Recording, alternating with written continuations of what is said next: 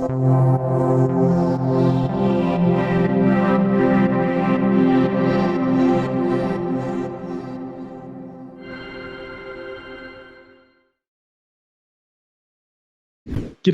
and welcome to another episode of Perth Property Insider. This isn't just any episode, this is our 100th episode and we've made it. So thank you for tuning in and supporting the show. I really appreciate all the great feedback I get from people, and I hope we've been helping you grow your wealth and improve your life. And today we're going to recap our 10 most popular episodes downloaded and listened to. Get all my favorite little segments coming to you to celebrate our 100th episode. And I'm also giving away a fabulous lunch with me. So if you go onto iTunes or Spotify and post a review, give me your feedback. I'd really love to see what you think of the show. And send us an email to let me know. Send it to Jarrad, Jarrad, at investorsedge.com.au. Make sure you do that by the 10th of November and you'll go in the draw. Going to have a fabulous lunch where we'll discuss strategy, property, the market, life. It's going to be an epic lunch to remember. So let's get stuck into these top 10 episodes and recap some of the highlights over the last 100 episodes. Hopefully I'll be around for at least another few hundred.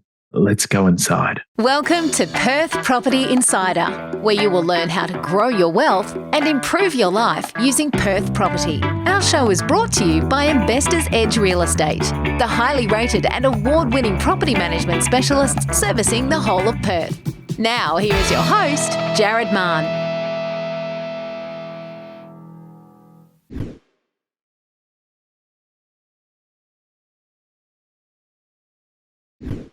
Next point, they value their time over money. Now, this one I'd never really understood before, but in the last few years, I've really got into understanding this. So what does that mean? Well, that's why they're prepared to pay others to do things for them, because their time is just so precious. And as I've gotten a family, as I've gotten a daughter, spending time with her and having time to think and space to do that is just so precious. And it's the only thing we can't ever get back. We can always go and get more money, but certain things come up where it reminds you of just how short life is and how important that time is that we're never going to get back. So because the wealthy put such a high value on their time, it also means that they choose to putting effort into things. They choose high impact activities. Doesn't mean that they're always go, but when they're working, when they are working, they're making a high impact, whether that be to directly do the most highest value tasks, or it might mean making a larger contribution to charities and other things that they're passionate about. So next point, they buy investment grade property in high growth blue chip areas. Now, this is key because, and I've touched on it in episode 33, my criteria for a top performing property. The key difference here is they're not gambling, they're not speculating, they're finding the best, most proven places to park their money. And because it's in greatest demand, it's going to grow the best over time. And the other thing that I never got ages ago when I was still deciding whether I was going to more focus on income producing property or growth producing property is that when you focus on income producing property, because the growth in capital is not there as much, it also limits the growth in the rental price, because the rental price is directly in line with the overall asset value. So let's say over 10 or 20 years, a property that grows by a lot more than the other, the rent's going to go up in line with that. And that's why in 10, 20 years, someone that has a blue chip property that's investment grade are going to wake up with much higher income than the person that went out and bought a more of an income focused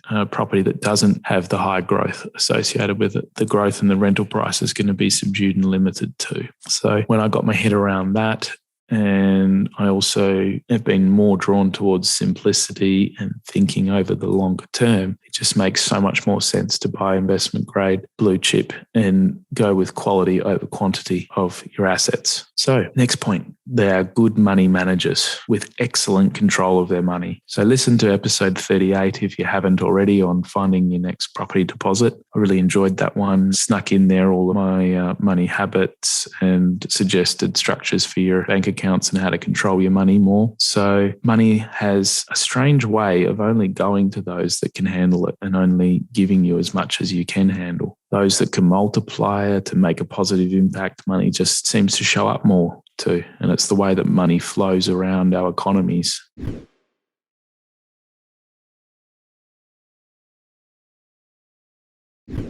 How do we start to set that strategy for you? I can tell you, first of all, what doesn't work. It's easier for me to tell you what doesn't work, or works very, very slowly, and it's not going to get you there, before the time that you're ready for retirement. So in my experience, from everything that I've seen, buying new properties in far out areas is a very bad strategy for achieving this high growth consistently. Buying in large complexes of high density apartments is also a very bad strategy for achieving high growth consistently. Because in both of these situations, you have oncoming and ongoing supply of more land, more apartments that are always competing with it. And how does growth come about? When demand exceeds supply, and that's just the fundamental of economics there. So in these types of properties, you never get that strong pressure in demand to give you the growth. So that's why I generally suggest focusing on areas that have uniqueness, areas that are established, that have the amenities, that have the proven history that you can look into. So when you look at what property brokers and builders usually sell, what do they sell? They sell exactly this. That's where you can pick them from a mile if you find out their strategy, and they'll have all the justifications for it in the world. But ultimately, they're selling this because it gives them more business and because they get inflated commissions for doing so. So stay away from anything that is brand new. The side note to that is if you're creating and developing that brand new thing, then that is worth considering, but obviously not at the expense of the area that you're doing it in.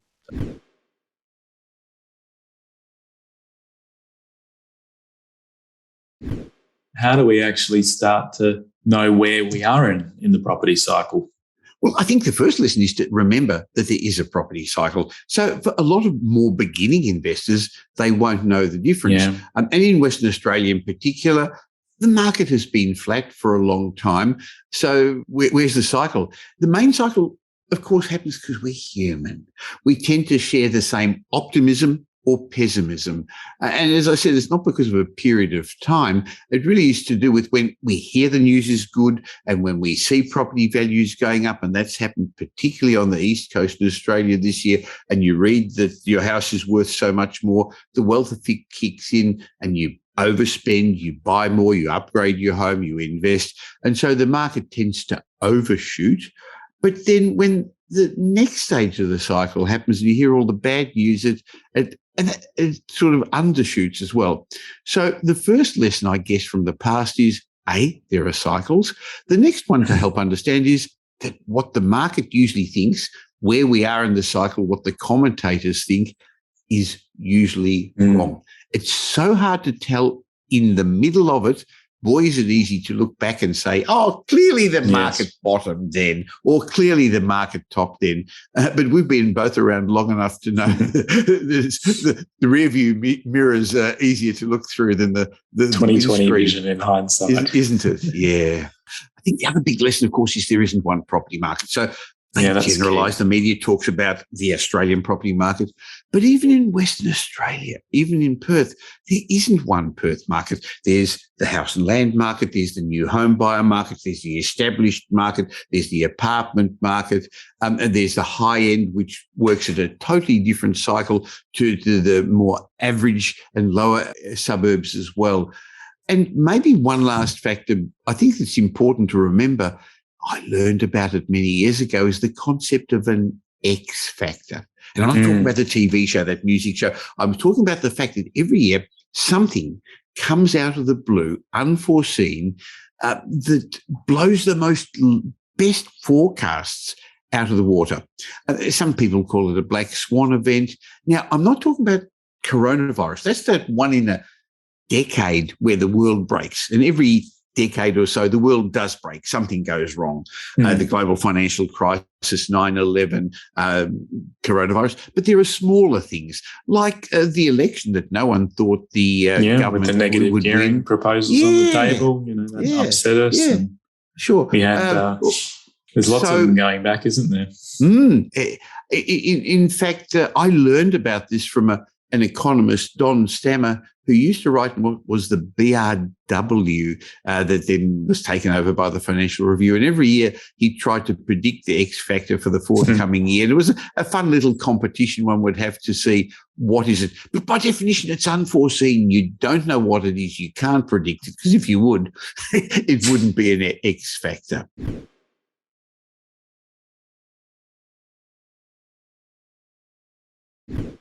Let me speak first to what I call the accidental investors. You may have previously rented out your home because it didn't make sense to sell at the time. It wasn't an intentional investment that you went out and made and added it to the rentals, to being a rental. And you've been waiting for a better time to sell. You may have even tried to sell and couldn't get the price that you want, so you went and rented out, or you didn't even bother because you knew that you could still make your other purchase happen. You might have refinanced, used that money towards your home, or along with some other savings, and you were able to make your other purchase. So you reluctantly, perhaps at the time, went and made your home a rental property. So you may have fallen into being a landlord by accident, but I'd encourage you to try to see yourself as an intentional investor now. And if the property is in a good area and you can afford to hold it, then why not keep it? Continue to learn, grow your asset base, think about the long term, and not just hold onto the property to benefit from the likely growth in the year ahead. But why not think about the next 20 to 30 years and how much growth that could give you, how much difference that could make in your world down the track. So you've already bought your next home. You don't really need the money out. It might make you feel a little bit better. It might need you to push your comfort zone a bit to be okay with that. But you have to also look at the case that you're just going to end up paying taxes on the gains, if there is a gain. You're going to pay selling costs. And yes, you could save some loan interest on your home. But if you use the proceeds to pay down, if you did use those proceeds to pay down debt, I think when you compare the net benefit, I think the prospects for potential upside are far beyond any loan saving. And I also don't think you can judge the prospects ahead for growth over the next 10 years based on how the last 10 years have been, because we had our biggest boom in history, and that had to be preceded by a balancing out and our biggest drop in history. It was a very difficult time. But previous to that, over the previous 30 or 40 years, our growth's been a lot more sustainable, and you can't think that Perth is all just boom and bust when that was a one in a lifetime perhaps event that we just have been through, and we're on the other side of that now. So I think the prospects for growth over the next 10 years certainly shouldn't be judged on how the last 10 years have been. If anything, because the last 10 years have underperformed, I would expect the next 10 years to have greater prospect for growth ahead. So there's some wider perspective on transitioning from accidental investor potentially to intentional investor, and trying to drag your thinking up to thinking on 10, 20, 30 years instead of just the next year. And what I've found is sometimes the best things in life happen by accident, and all it takes is a bit of a mental shift to change your plans and get into that intentional space.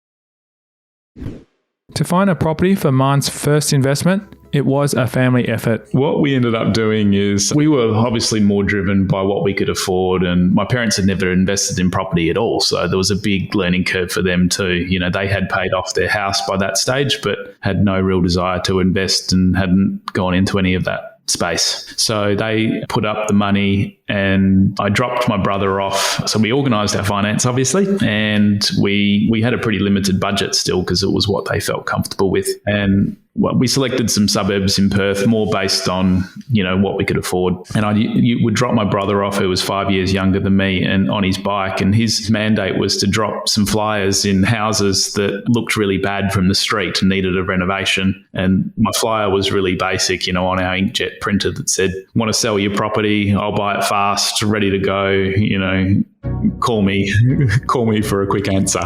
So it was really simple, and it was how we ended up buying our first 2 properties, actually. So it does work, and that was in a hot market. So one of the sellers called us, and they'd already left the house, and they were like, "We've already moved interstate. What will you pay us for it?"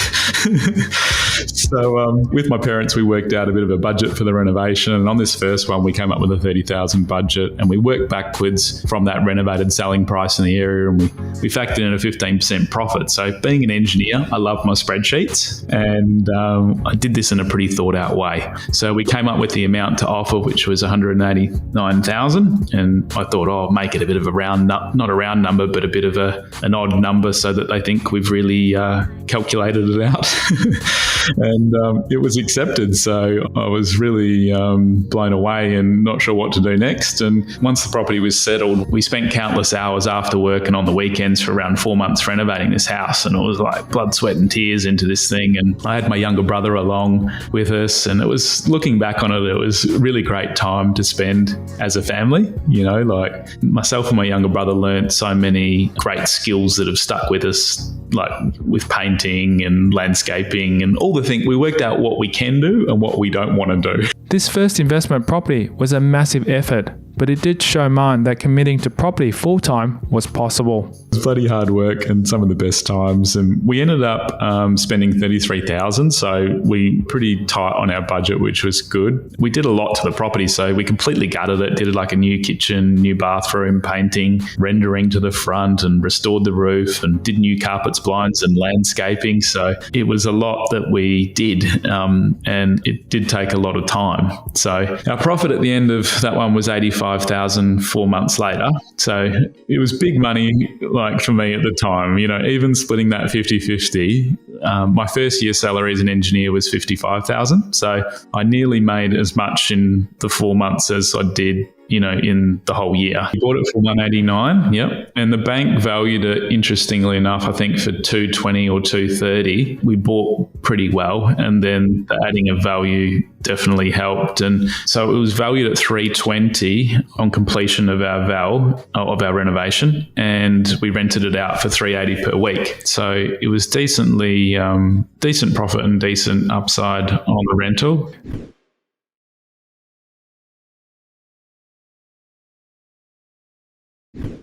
The one mistake I do see people make is probably overly focusing on, I need a development site, and trading everything off for that. So the location for me is what does the heavy lifting. And if you have to compromise that, I'd take a property without development potential any day over a poorly located property that has development potential. Yeah, definitely. And there are other factors to think of, like a lot of the development sites are old houses, and then you've got maintenance issues. And if you need to kind of understand that this house may cost you a little bit in the meantime, and you need to work that out. How much is this going to cost me to hold? And that's why I think developing straight away is probably, for me anyway, the better strategy, because you can eliminate all those maintenance issues straight away, get the house up to shape, do the subdivision, build and move it on, or whatever you want. That was my golden rule when I was starting out, that I wouldn't buy something unless I can develop it straight away. But I think as you get a bit more solid,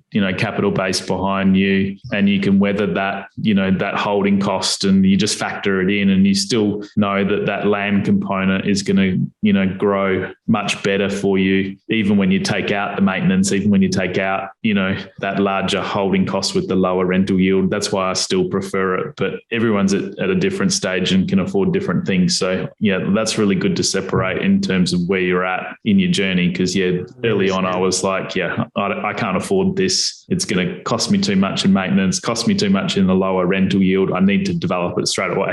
Yes, exactly right. And, they're definitely not a good first investment because the yields are usually pretty low. So, and that the cost to renovate and or develop usually has to come from cash or equity, and you can't borrow for it. So that, you need to have that money around and plan to do it and have it ready, if that makes sense.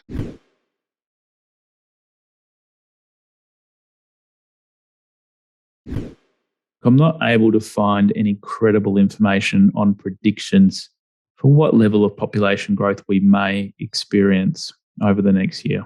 It'd been good if I could, but I think a lot of the government departments are probably keeping that internal for now. However, with our city having the most affordable housing in Australia, pretty much of any capital city, besides Darwin, I believe, and one of the most livable cities in the international rankings by various organisations that have released their studies, I think we very well could reach the levels similar to our last booms, where we had 57,000 growth from migrants. And even if it's only half this, at 30,000 growth over the next year, perhaps it initially starts out slow and have some hurdles with getting, health concerns and quarantining and stuff under to the new norm. And then we build up our population growth again when the government's more confident that, yes, first all of the Australians stuck overseas are returned, then they'll probably, then start prioritising getting population growth back on track. So even if we have half of that 57,000 and say end up with 30,000, it's still a very large amount when we compare it to the total of 85,000 sale and rental transactions over the last year. Imagine if we had 57,000 on, extra demand getting thrown into that market when we had 85,000 transactions over the last year. It's easy to see when you compare those two numbers and even a half number at 30,000, how big a difference it could have on pushing sale and rental prices up. So especially when you consider that it's already a seller's market and an investor's market for renting out your property, and that most new entrants will rent first, this is undoubtedly going to place immense pressure on the rental market, and there's going to be decreasing the number of properties available to rent, and in the shorter term, increasing prices. So with further increasing of rental prices and some of the best rental yields on offer, you'd have to imagine then that it's going to become even more attractive for investors in Australia.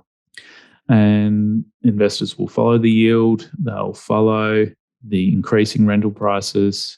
Perth will get its time in the sun, I believe, and we'll likely see many more investors buying then and pushing house prices up further, adding more rental stock to the market to bring things back into balance and give all of these new entrants and migrants a place to live. And hey, even if we get 30,000 migrants over the next year and we've got 7,000 odd land sold that is building, then it's barely even going to offset when you consider some of those tenants will be coming out of their rentals and moving into their newly built houses. There'll be some first home buyers that are living at home. So I'm seeing that the influx of migrants could drastically outweigh any outflow of tenants towards their newly built house.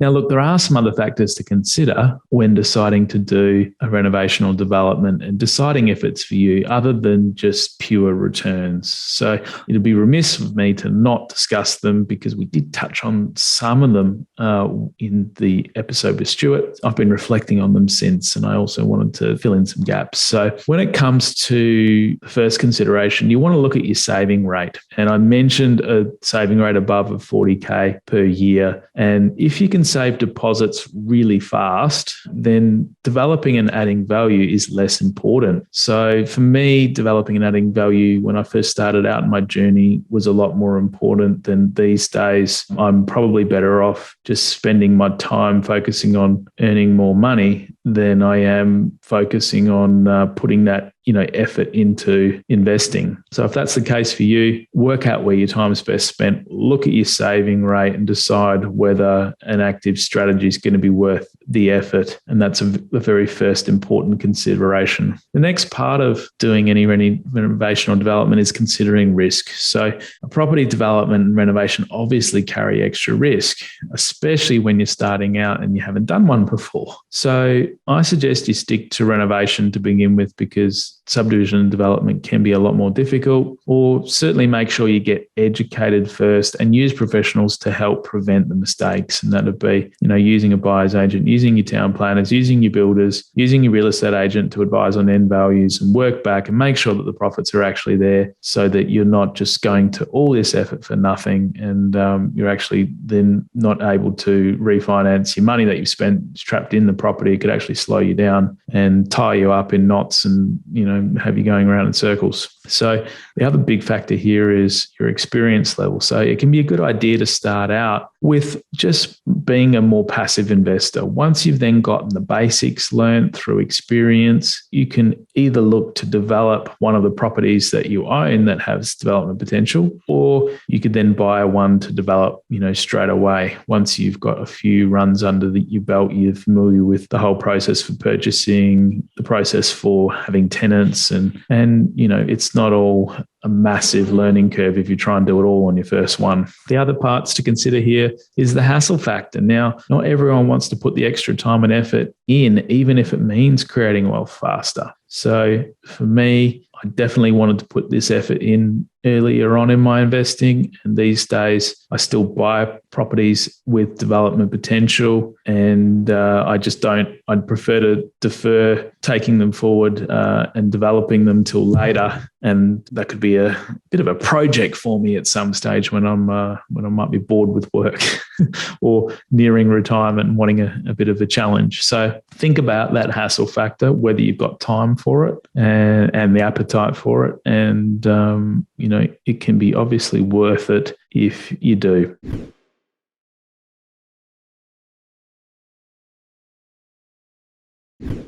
First question that someone's asked on the Perth Property Investment Group is they've got a principal place of residence. They're sitting on about 100K of equity build up, and they're considering selling at the moment, renting for a year, and then looking at purchasing again when the market corrects itself. So big assumptions there that they're assuming that the market is going to correct itself, and they're considering sitting on the sideline basically and hoping that they can pick up a better bargain in a year's time. So look, anyone that listens into my Perth property market updates would know that I'm extremely optimistic on where Perth is heading. All the foundations are very solid in terms of low unemployment. We've got one of the most affordable property markets in Australia. And these two things combine, along with very good rental yields, is seeing flurry and an increase in migrants, as well as the investors rejoining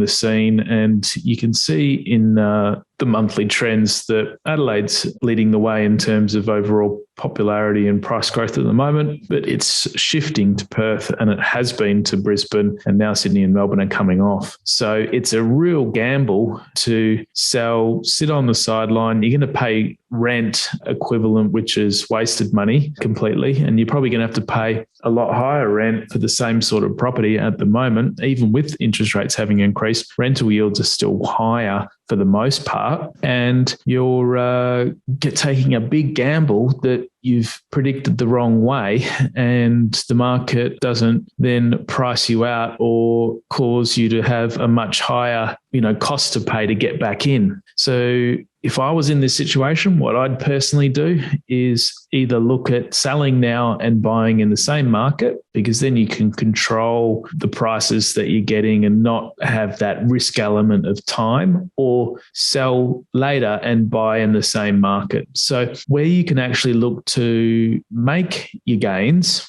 is not from hoping and praying that the market's going to crash and that you can, get back in. That's too big a gamble for me. I think your gain should come from selling your property, presenting it really well, choosing an agent that's going to get you the best price, really getting an emotional price from that market when you're selling, and then trying to buy very well on the other side. And if you sell well and buy well and do that better than most people, you're going to end up with a really good changeover, really good turnover in the middle. And, then you'll be in upgraded principal place of residence that you really want to be in. Whether that's now or later, I would do it at the same time.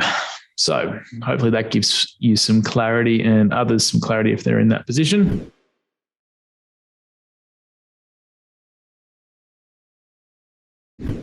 Is there any insights that you've got, because you'd be at the coalface of seeing what migrants do? Do they typically, buy a property, or do they rent? Do they buy in advance of coming? Like, what do they do when it comes to property, and how does that sort of usually play out? So I would put it down to individual circumstances. There's different cohorts out there which have a different appetite, right? You got those that have the cash where they themselves don't want to come in and do a business visa yet because their operations are based in Asia, for instance, but they're happy to send their kids here to study. And then what they'll do is they'll buy a property. They'll buy a property for the kids. They'll treat that property as their holiday home, and they'll come back and forth at their leisure, and the kids own the property because they're the visa holders, right? Yeah, okay. So that's the big bread and butter. That's the one where the students obviously have a lot of financial backing and they're quite academic. Then you've got the other cohort of students which don't have much financial support from their families, and they came over here with maybe $10,000, $20,000. Most likely they'll rent, and through renting they'll spend a lot of money on education. You're talking about tertiary education for overseas migrants are about $60,000 to $120,000 for a course, and then they'll start to enter the workforce through a graduate visa and try to get their permanent residency. And then from there, I find out that once they have their permanent residency, they wouldn't purchase their property till about maybe 2 or 3 years after having status in Australia to do so. The whole experience for them to buy a property is roughly about 5 or 6 years. Yeah, wow. So even the entrance that we're getting now may not, obviously they have to rent, they have to live somewhere. So yeah, it's so much longer than I appreciated before they get into home ownership in most cases. So in most cases, type of person, yeah. That type of cohort, yeah. So I guess if you do meet an overseas student and they're looking to buy, most likely is that their parents have the funds for it. They're happy to pay the 11% stamp duty. You do have, I guess, professionals, academics, engineers, for instance, from the big mining companies. They will obviously be provided a permanent residency a lot quicker through their companies. And those guys will buy straight away in that sense. So those guys might rent for maybe 6 months to a year to find their suburbs and they go from there. And then you've got the business visa migrants who, again, they have the objective to move their operations to Australia. So, they know they're committed. So they'll buy the property as a place to reside when they come into Australia. So I myself have a few migrants who have the permanent residency and pretty much treat WA as their de facto home. They're here every 3-4 months. They're here for about a week. They enjoy themselves and they leave. And the house is empty. And I'm the guy that has to come over and wheel the bin out to make sure someone collects Going the extra mile for your services, yeah. But yeah. It's crazy that, it would just stay empty if they're not allowed to rent it out. So that's the thing. But these are... They want flexibility, I guess, of using it when they want to. And, the rent probably doesn't mean that much in the grand scheme to them. $30,000 a year, drop in the bucket probably. Yeah, so. I bet you if you go around Dalkeith, around Jutland and things like that, a lot of those guys up there, they don't live here. A few of those properties around Manning, outside of university, a few of those guys haven't even come back since COVID. They just stayed offshore. Yeah. But there's a lot of empty houses at the moment where migrants who have got their permanent residency haven't returned back yet. But it's just a different appetites, really. Well, that really gives us a lot better ideas. So we've touched on a few reasons already, but why do you think migrants might be choosing Perth over other capital cities takeaways from what you're seeing when you chat to them? It's really about the lifestyle. I got a good understanding of this when I was in Beijing and I was working out of there. It's, you'd be surprised because we take for what we have for granted, these beaches, these weather and so forth. When I was in China, I didn't know that food security was an issue. They wanted to ensure that the food that they got was not fake. I mean, people were exporting kangaroo meat and sending it to China and labeling it as Wagyu, for instance. So it's quite interesting. But a lot of the time it's lifestyle. I mean, I've been selling Perth as the California of Australia. You got the same weather, you got a big multicultural diversity here. It's quite safe. There's a lack of traffic. There's all these beaches. There's direct flights to Asia. So overall, people realize that, it's like living in California, but without the hustle and bustle, without the traffic jam. Just a reminder that the information discussed in this podcast is general in nature, as we don't know your specific situation. You should always seek professional advice before taking any action. For free market reports on your suburbs of interest and other helpful resources to grow your wealth, make sure you join my property investor update at investorsedge.com.au/join. And finally, make sure you're a member of our Perth Property Investment Facebook group to be part of the conversation with other like-minded investors, get help to your questions, and get a feel for what's going on out there in the market. I'll see you in the group.